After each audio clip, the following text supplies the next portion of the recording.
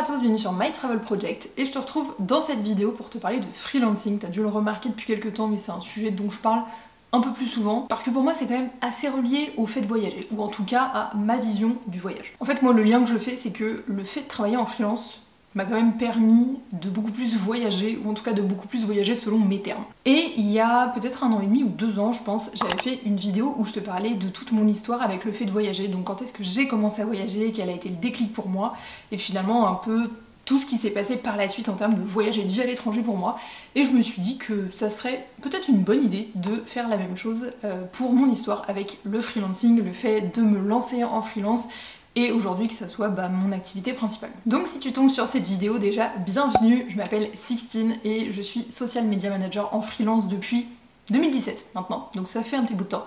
Et donc aujourd'hui c'est mon activité principale, mais ça n'a pas toujours été le cas et c'est ce dont je vais te parler aujourd'hui, et pour ça on va remonter d'abord à 2017. Donc il faut savoir qu'en 2017 j'avais déjà fini mes études, j'avais déjà eu une première expérience pro à Paris et à ce moment là je suis partie vivre au Brésil. Et je suis partie vivre au Brésil avec un visa d'étudiant stagiaire, j'avais plus besoin de faire de stage mais honnêtement c'est tout ce que j'ai trouvé à l'époque parce qu'il n'y avait pas le PVT au Brésil encore. Et donc je suis partie au Brésil pour faire un stage dans une agence de marketing. Donc c'était un stage et comme je pense pas mal de stages quand même dans le monde, j'étais un peu payée au lance-pierre. Et en fait je cherchais un moyen tout simplement d'avoir un peu plus d'argent chaque mois. Et je me souviens, mais alors complètement par hasard, je m'étais inscrite sur un site où il y a des offres, des missions de rédaction en fait qui sont postées par des particuliers, des entreprises. Le site s'appelle rédacteur.com, voilà. Et en fait je suis allée sur le site en me disant je sais pas, je vais peut-être trouver un truc de temps en temps et puis ça va me faire un peu plus d'argent chaque mois. Alors je sais pas ce que moi j'entendais dans ma tête par plus d'argent chaque mois, si j'entendais 50 balles ou 250 balles, mais tu vas voir que bon, c'était pas avec ça que j'allais devenir Crésus. Et donc j'ai commencé à regarder sur ce site et en fait j'ai candidaté à une mission, je crois que l'intitulé de la mission c'était pour rédiger un article sur le blog d'une agence de voyage. Forcément, moi j'avais déjà mon blog et tout ça, bon, je trouvais que ça me correspondait plutôt, donc j'ai envoyé ma candidature et je ne sais pas par quel miracle, d'accord, j'ai été prise. Et donc vu que j'étais prise, il fallait que je fasse la mission et c'est à ce moment-là que je me suis rendu compte qu'en fait pour pouvoir le faire dans la toute légalité, il fallait que je sois déclarée et donc que j'ai un statut d'auto-entrepreneur. En gros, il fallait que je me lance en freelance quoi. Et sur le moment, je me suis dit ok, bon comment je fais? Enfin, je m'étais même pas renseignée sur le truc. Moi, j'étais en mode je m'inscris sur le site, je candidate, si je suis prise sur une mission, très bien, je vais faire la mission et ensuite je vais être payée par le site. C'est tout ce que je pensais. Sauf qu'en fait, évidemment, pas du tout. Donc là, je me suis renseignée, j'ai vu que pour se lancer avec le statut d'auto-entrepreneur, enfin littéralement, c'était 3 clics sur internet et que les procédures étaient gratuites. Et je crois que j'ai reçu mon numéro de tirette peut-être 10 jours ou 2 semaines plus tard, quelque chose comme ça. Mais bref, j'ai quand même fait toutes ces procédures pour, à la base, juste me faire un peu plus d'argent par mois. Et il faut savoir que cette première mission que j'ai faite sur ce site-là était rémunérée 22,32 €. Donc ma première mission en tant que freelance, j'ai été rémunérée 22,32 €. Sachant qu'à ça, il faut enlever évidemment les cotisations sociales que tu payes dessus. Après, le hasard a quand même bien fait les choses parce que je suis restée en contact avec la cliente en question et ensuite on est passé en direct et on n'est plus passé par le site pour travailler ensemble. Et donc j'ai commencé à travailler avec elle en novembre 2017 et je crois jusqu'à peut-être juin ou juillet 2018, donc ça m'a quand même fait plusieurs mois. Et vu que j'avais ouvert mon auto-entreprise, que j'avais mon statut d'auto-entrepreneur, je me suis dit je suppose que je vais juste continuer à chercher des missions et comme ça va me faire de l'argent supplémentaire chaque mois en plus de ce que je gagnais avec mon stage au Brésil. Alors on va pas se mentir, au début j'ai eu de la chance parce que j'avais quitté le poste dans lequel j'étais quelques mois avant à Paris et en fait ils avaient des petits besoins ponctuels sur de la communication, du marketing. Donc finalement j'ai continué de les aider sur certaines missions un peu ponctuelles mais qui finalement étaient relativement récurrentes, qui faisaient quand même souvent appel à moi dans les mois qui ont suivi l'ouverture de mon auto-entreprise. Après on va pas se mentir, ça représentait quand même pas grand chose, c'était une petite mission, je commençais tout juste à travailler en freelance. Est-ce que j'avais une quelconque idée de comment fixer mes prix? Pas du tout. Mais ce qui était cool, c'est que ça m'a quand même permis déjà de commencer à me faire la main et de voir quel était le process de travailler en freelance. Comment tu envoies un devis à un client, comment tu factures à un client. Alors j'ai quand même fait toutes les erreurs possibles en termes, des erreurs, ce que moi je considère des erreurs en termes d'envoi de devis, en termes de conditions de règlement, de facturation, de conditions générales de vente, tout ce genre de choses. Et surtout, le souvenir que j'ai de cette époque-là, de mon activité de freelance quand j'habitais encore au Brésil, c'est que je me souviens avoir passé des heures entières devant mon ordinateur à éplucher des sites où il y a des missions pour freelance qui sont répertoriées, en candidatant, parfois des trucs qui m'intéressaient, parfois des trucs qui m'intéressaient pas, et parfois quand je consacrais vraiment genre une journée entière à mes missions de freelance ou au fait de trouver des missions en freelance, bah en fait j'avais pas envie de me mettre devant mon ordi, j'avais pas envie de me lever, parce que j'avais l'impression que ça allait servir à rien, vu que je passais ma journée, ou en tout cas plusieurs heures de suite, sur des sites de freelance, à essayer de candidater à des missions pour lesquelles il y avait énormément de concurrence, parce que sur les sites de missions de freelance, il y a énormément de concurrence, tout simplement. Et à finalement me dire, bah, c'est pas si fou que ça, en fait, d'être freelance. Alors que finalement, quand je me suis lancée à mon compte comme ça, je crois que c'est quand même toujours quelque chose qui m'a trotté dans un coin de la tête, mais pour moi ça a toujours été plus un bonus, un complément en fait de revenus à une activité salariée que j'aurais pu avoir par exemple. Et donc toute l'année où j'étais au Brésil, en fait, j'ai surtout eu de la chance. Donc ma première année de freelancing, j'ai vraiment eu de la chance parce que à chaque fois que j'avais du chiffre d'affaires qui rentrait, c'est parce que c'était des missions que j'avais eues par mon ancien poste quand j'étais encore à Paris. Et surtout, je me souviens aussi que j'étais sur un groupe Facebook, je ne sais même plus lequel, où il y a une personne qui avait posté qu'elle avait besoin de quelqu'un en freelance pour une mission, et j'avais été la première à commenter. Et honnêtement, elle m'a embauchée pour cette mission juste parce que j'étais la première à commenter. Le hasard fait quand même bien les choses, parce que donc ça c'était genre, je crois peut-être en mars 2018, et aujourd'hui on est fin 2024, et on bosse toujours ensemble. Et sur les 7 dernières années, on n'a jamais arrêté de bosser ensemble, donc sur des missions ponctuelles, sur des missions récurrentes, mais on a toujours bossé ensemble. Mais mis à part ça, je dois dire que ma première année à mon compte, c'était pas non plus que arc-en-ciel et papillon, j'ai pas fait 10 000 € en un mois, loin de là, je crois que j'ai même pas fait 10 000 € en un an cette année-là. Donc oui, ça avait rempli l'objectif que je m'étais fixé à la base, qui était de me faire un complément de revenus, mais je trouvais que le temps que je passais à chercher l'émission versus ce que ça me rapportait, bah honnêtement, c'était pas foufou comme ratio quoi. Et donc est arrivé 2019. Et si tu me suivais pas déjà à l'époque, 2019 c'est l'année où je suis repartie vivre au Canada, plus précisément à Montréal, avec un PVT. Et donc mon objectif à cette époque, quand je suis revenue à Montréal, avec un PVT de 2 ans pour les Français, c'était de me trouver un poste salarié, histoire de pouvoir commencer cette année de travail à temps plein qui était nécessaire pour que je puisse demander mon certificat de sélection du Québec et ensuite ma résidence permanente. Donc à partir de ce moment-là, en 2019, quand je suis revenue à Montréal, bah, j'ai trouvé un boulot salarié, et finalement mon activité de freelance c'est encore une fois resté un peu un à côté, un peu un complément de revenu. Donc à partir de ce moment-là, qui plus est, avec un boulot salarié, je gagnais quand même plutôt bien ma vie, contrairement au stage que j'avais fait au Brésil où évidemment j'étais payée un peu des sesterces. Donc finalement je n'avais vraiment plus le besoin de chercher des missions de freelance pour me faire un complément de revenu, et tout le bonus qu'il y avait, c'était les missions qu'on me proposait par les contacts que j'avais déjà. Et honnêtement, bah, vu que j'avais déjà commencé à faire quelques missions par des gens de mon réseau, par des anciens collègues, bah après ils continuaient en fait de venir me voir et de me demander quand ils avaient des besoins. Il y a même ma cliente là que j'ai trouvée par un groupe Facebook qui m'a référé à un de ses contacts aussi, donc j'ai fait une autre mission comme ça. Et donc bah je me suis fait quand même un bon complément de revenus cette année-là. Je crois que j'avais fait comme chiffre d'affaires peut-être 11 000 ou 12 000 € à l'année en plus de mon travail salarié. Franchement, moi, à la fin de l'année, j'étais contente. Et à côté de ça aussi, j'ai commencé à gagner de l'argent avec YouTube que je déclare aussi dans mon chiffre d'affaires, donc évidemment ça rentrait là-dedans. Et donc on passe maintenant à 2020.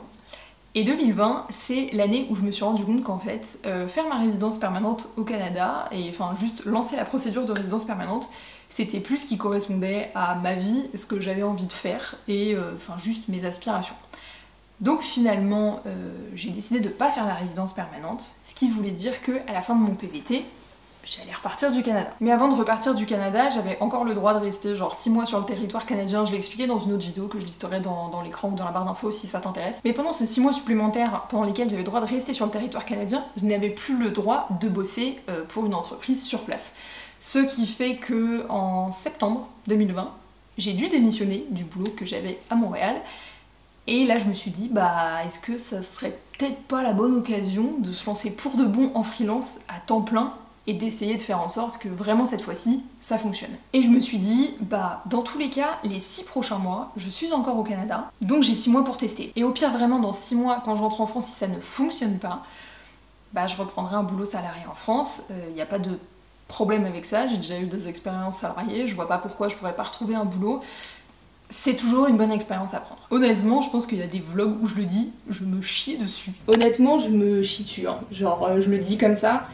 Je suis trop contente de faire ça, mais ça me fait extrêmement peur de me lancer en freelance à temps plein et que ça soit vraiment ma seule source de revenus. Et en même temps, je me suis dit, bah c'est un bon challenge, je vais sortir de ma zone de confort. Et il va y avoir sûrement des mois qui vont pas être faciles, ça veut pas dire que dès le début je vais y arriver. Et puis de toute façon, on le sait que quand on travaille à son compte, on peut pas avoir un chiffre d'affaires stable tous les mois. Alors, si peut-être un minimum, mais qui soit exactement le même au centime près chaque mois, désolée, mais moi je n'ai jamais vu ça en 7 ans de freelancing. Mais je me suis dit, s'il y a bien un moment pour le tenter, c'est maintenant. Et donc, fin septembre 2020, j'ai commencé à travailler à mon compte à temps plein. Et donc à ce moment-là, vu que je l'ai annoncé à mes clients avec qui je faisais quand même des missions un peu ponctuelles depuis quelques années, bah certains se sont réveillés en se disant ah mais trop bien, donc voilà, j'ai encore un besoin pour telle mission, telle mission, telle mission. Donc franchement, mon premier mois, trop bien, j'étais trop contente et tout ça, mais ce n'était que des contacts existants sur des missions ponctuelles. Donc ça c'était bien cool le premier mois parce que ça m'a quand même donné un bon boost de confiance en moi, ça m'a un peu conforté dans l'idée que j'avais pris la bonne décision, que j'étais pas en train de faire une grosse connerie. Mais le mois d'après, bah j'avais fini mes missions ponctuelles, j'avais facturé, j'avais été payée. Et donc je retournais un peu à la case départ. J'avais encore quelques missions un peu récurrentes, mais enfin c'était vraiment pas grand chose. Je crois qu'à ce moment-là, mon chiffre d'affaires mensuel récurrent, quand vraiment je me suis mise à mon compte à temps plein, c'était peut-être du 450 € par mois, quelque chose comme ça. Enfin on s'entend que ça ne couvrait évidemment même pas mon loyer à Montréal, quoi. Mais à ce moment-là, bah, j'ai eu un contact pour faire une autre mission en community management. Et le fait est que cette mission s'est très mal passée. Parce que oui, ça arrive qu'il y ait des missions qui se passent mal, et je pense que ça arrive plus d'une fois. En fait ça s'est mal passé parce que je pense qu'il y a eu peut-être un manque de communication de ma part, un manque de communication de la part du client. Et en fait j'ai vite compris que la personne voulait toujours plus dans ce que moi je lui proposais, mais qu'il fallait pas que j'augmente mon tarif.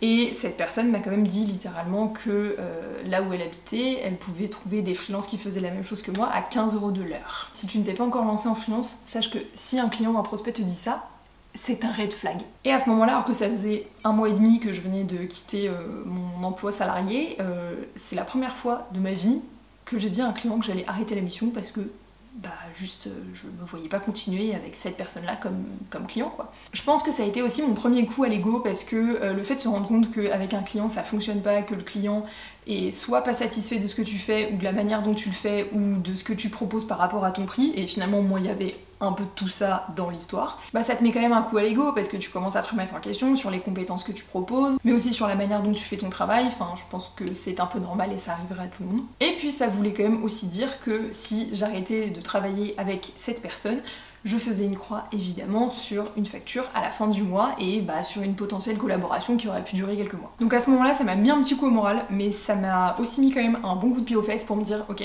c'est quoi Sixtine, tu veux travailler en freelance à temps plein, tu veux le faire bien, tu veux quand même kiffer ce que tu fais au quotidien, et en même temps, quand même te dégager un revenu, ça serait pas mal, d'accord, mais fais-le sur de bonnes bases. Et là je me suis dit, je suis compétente dans ce que je fais, même si évidemment il faut toujours se former, je suis quand même compétente dans ce que je fais, et je le sais parce que bah, j'ai quand même des clients depuis plusieurs années sur des missions ponctuelles qui ont quand même toujours été satisfaits de mon travail. J'ai déjà travaillé avec des clients freelance, donc je connais quand même le process dans les grandes lignes. J'ai déjà négocié plusieurs devis qui ont été signés ensuite, donc il n'y a pas de raison que ça ne fonctionne pas par la suite, encore une fois. Mais le truc c'est que je me suis lancée à ce moment-là dans le bain du freelancing, genre à temps plein, avec plein de missions qui me sont tombées dessus d'un coup, et c'était vraiment trop cool.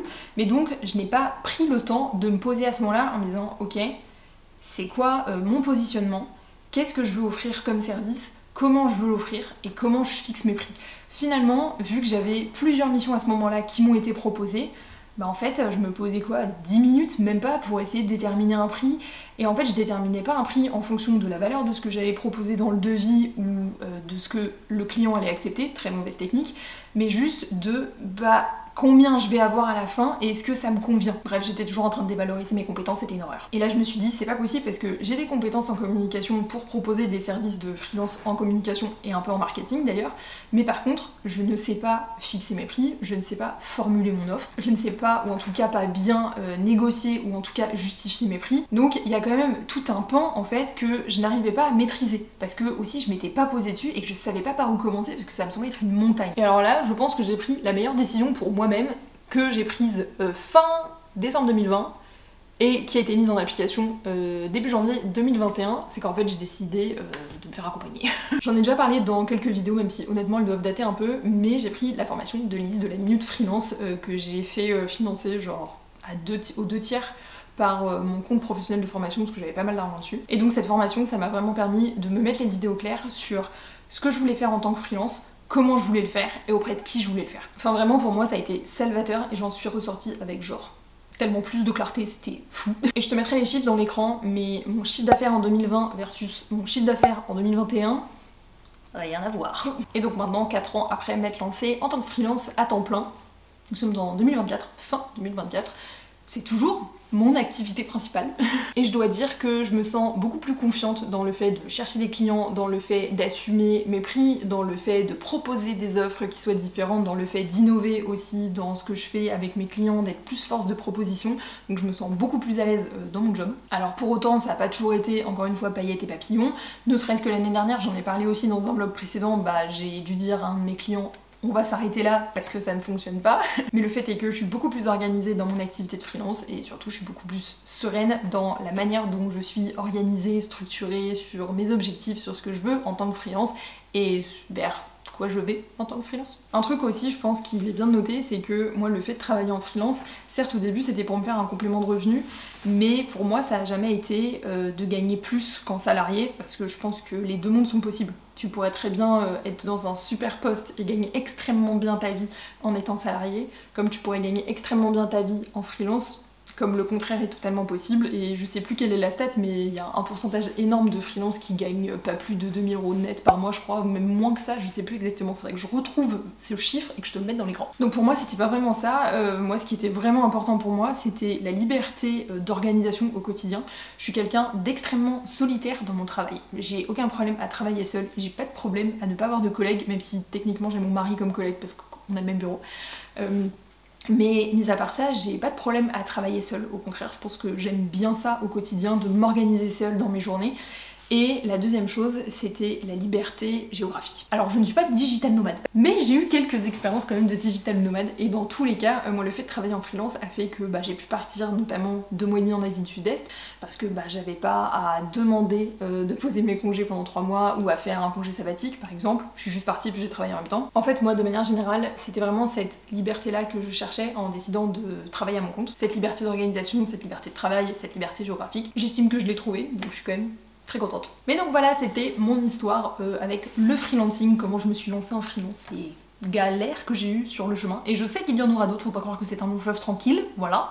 Donc si toi aussi t'es freelance ou juste si tu voudrais te lancer en freelance, n'hésite pas à me dire dans les commentaires et puis à me dire ce que tu voudrais faire. Et surtout si t'hésites à te lancer en freelance, n'hésite pas à regarder la barre d'infos, je te mettrai le lien vers mon ebook gratuit 30 jours pour se lancer en freelance qui t'aide un peu à poser les bases et surtout à te donner un peu confiance pour te lancer avec sérénité. En tout cas, j'espère que ça t'aura plu et nous on se retrouve bientôt dans une prochaine vidéo. Ciao!